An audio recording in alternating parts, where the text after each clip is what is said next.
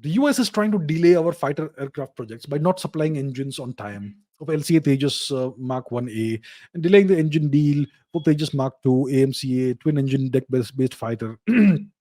Well, Pakistan's Air Force personnel have started training in the Chinese J-31 fifth generation fighter, and China already has 200 J-50, J-20 fifth generation fighter planes.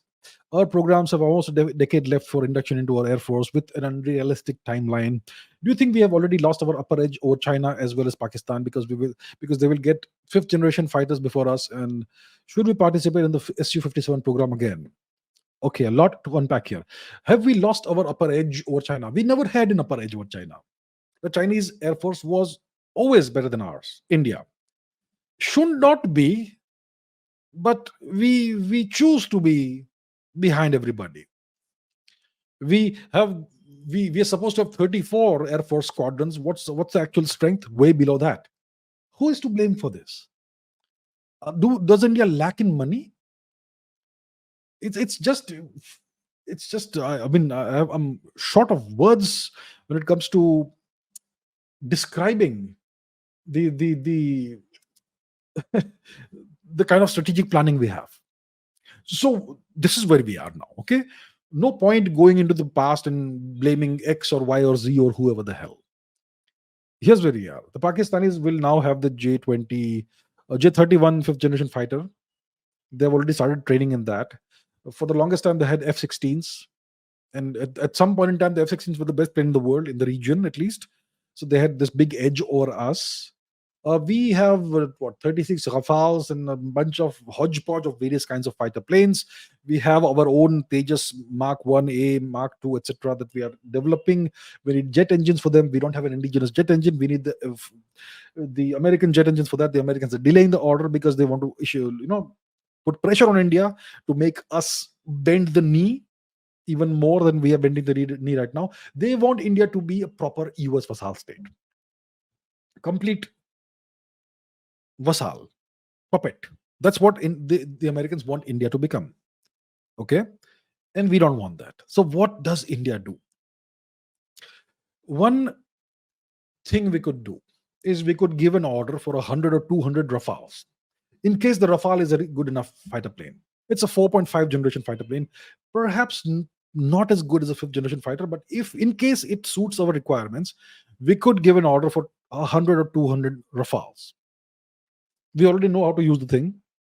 We have been using it for quite some time. We are familiar with the fighter plane. So we give an order for 100 or 200 of these fighter planes, and with the caveat that since we are giving such a gigantic order, we're going to set up the production line in India, and we produce these fighter planes in India. So that's good for our economy, the manufacturing, and blah blah blah. That's one thing we could do. But now the issue remains that we still don't have an indigenous jet engine, and the French are not entirely a sovereign nation. They come under NATO and the EU, which means the Americans can apply pressure on the French and create all kinds of problems for India. The other option is the Russian Sukhoi 57 fighter plane. Yes, is a good one. So the question is, how good is this fighter plane? Is it good enough for us?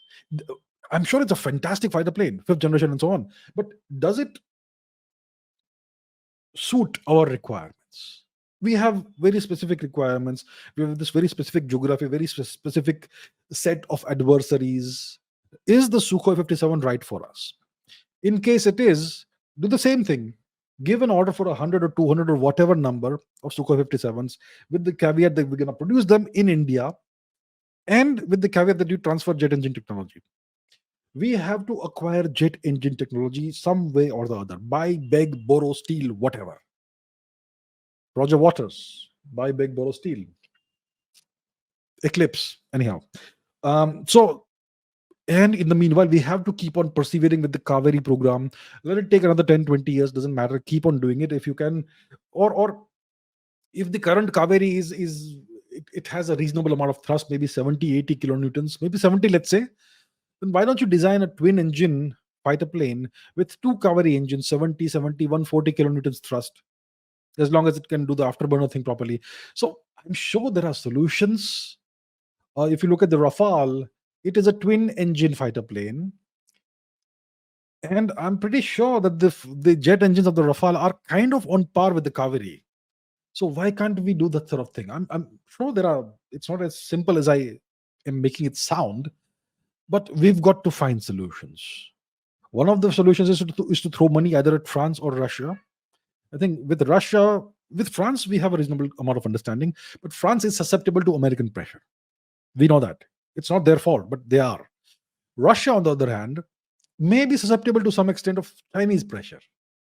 So there are all these considerations. But if the Sukhoi 57 is reasonably good, then we should get a whole bunch of them while continuing to develop our own indigenous fighter planes. The more the merrier. Numbers, quantity. Like the great Joseph Stalin said, quantity has a quality of its own. Quantity has a quality of its own. So you may not have the best fighter planes in the world, but if you have 2,000 of them, they're gonna overwhelm your enemies. So get a large number of fighter planes as soon as possible. Keep developing the Tejas 1, Mark 1A, the Mark 2, the AMCA Advanced Medium Combat Aircraft, the twin engine deck based fighter, the Aura, Ghatak, whatever you call it, and whatever else you're developing, whether people know it or not. Keep on doing that. Keep developing the Kaveri engine. But as a stopgap measure, acquire a certain number of fighter planes from abroad if required. Because we need numbers. For sure, we need numbers. And right now, the Tejas also has, I don't know how many production lines. We are churning out, 16 a year? Why can't we double that? But yeah, that's all kinds of logistical problems and issues that actually can be solved, I'm sure. So that's how I see it. The Americans will obviously play every game in the book. They don't seek India to rise. They don't want India to rise. They don't wish to see India becoming a more powerful nation. They want to curtail India's rise. And look, from their perspective, obviously they would do that. They don't want a new China arising next 20 years, 20, 30 years from now. They don't want that to happen. So they're not trying to destroy India. They're simply trying to retard India's rise. And that's a logical thing to do from their perspective. So don't hate them. It's simply the logic of strategy that dictates they should do this. So the question is, what do we do? So these are the things we could do, we should do. Either get a whole bunch of Rafales or a whole bunch of Sukhoi 57s, and don't try to tinker with the requirements. Okay, we want that feature, this feature, 78 more features, change this, change that. Get whatever is there. Get a whole bunch of those. And then develop your own plane. That's what we should do. So tinkering of features should be done with your own indigenous planes. The foreign planes, don't tinker too much. Get it as rapidly as possible. That's what I would say.